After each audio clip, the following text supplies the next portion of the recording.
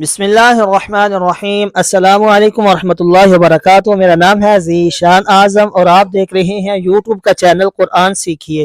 اللہ کی رحمت سے امید ہے کہ تمام ناظرین کرام خیر و عافیت کے ساتھ ہوں گے۔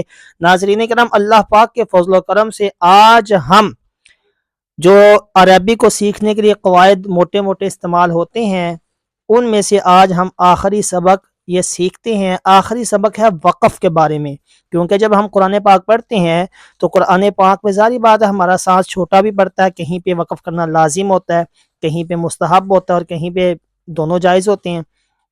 ٹھیک ہے، تو آج ہم اس کے بارے میں سیکھتے ہیں کہ کہتے ہیں وقف یہ ہوتا کیا ہے۔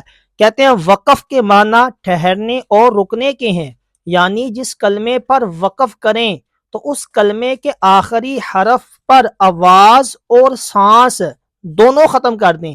پیچھے آپ کو یاد ہوگا ہم نے سکتہ کے بارے میں سیکھا تھا، سکتہ میں تھا آواز روک دے لیکن سانس نہیں توڑنا، ٹھیک ہے، اور یہاں پر ہے آواز بھی روک دیں اور سانس بھی دونوں روک دیں، یعنی کہ ختم کر دیں ان کو، تو کرنے کا نام کیا ہے؟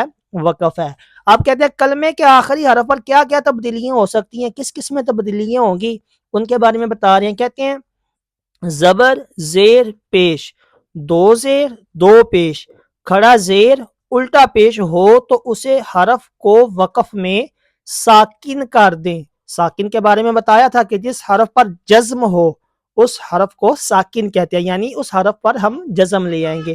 جب ہم اس کی مثالیں سیکھیں گے انشاءاللہ میں وہاں پر بھی اس کی وضاحت کرتا چلوں گا۔ اب آگے کیا کہتے ہیں؟ کہتے ہیں کلمے کے آخری حرف پر دو زبر ہوں تو انہیں وقف میں الف سے بدل دیں۔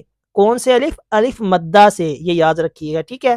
اب ایک اور قاعدہ بیان کر رہے ہیں، کہتے ہیں کلمے کے آخر میں گول تا پر کوئی بھی حرکت ہو، اینی ون، زبر زیر پیش، دو زبر دو زیر دو پیش، کوئی بھی آ جائے تو کہتے ہیں اسے وقف میں ہا ساکن سے بدل دیں، ٹھیک ہے، ہا ساکن سے بدل دیں۔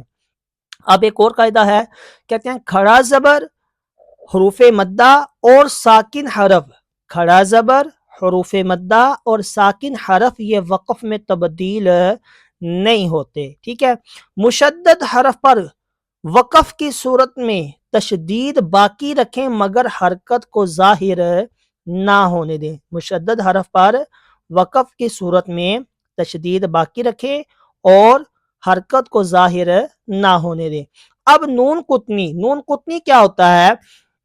کہتے ہیں تنوین کے بعد حمزہ وصلی آ جائے تو وصل میں حمزہ وصلی کو گراتے ہوئے تنوین کے نون ساکن کو، آپ یاد کریں سبق نمبر 5 کے اندر ہم نے پڑھا تھا تنوین اصل میں نون ساکن ہوتا ہے جو کلمے کے آخر میں آتا ہے، تو یہاں پر وہی بات بیان کر رہے ہیں کہ تنوین کے نون ساکن کو، یہاں پر تنوین کو اصلی صورت میں لے آئیں گے۔ جب ہم نون قطنی کا قاعدہ لگائیں گے نا تو ہم اس تنوین کو اصلی صورت، یعنی مثال کے طور کے اوپر لفظ ہوگا با دو زبر بند، اب ہم اس کو با نون زبر بند کر دیں گے، کیوں؟ کیونکہ ہم نے نون کو زیر جو دینا ہے، کہتے ہیں ساکن کو زیر دے کر ایک چھوٹا سا نون لکھ دیا جاتا ہے، اس نون کو نون قطنی کہتے ہیں، ٹھیک ہے ناظرین کرام۔ تو اسی کے ساتھ اپنے دوست کو اجازت دیجیے، دعاؤں میں یاد رکھیے گا، خوش رہیں اور خوشیاں بانٹتے رہیں۔ السلام علیکم ورحمۃ اللہ وبرکاتہ۔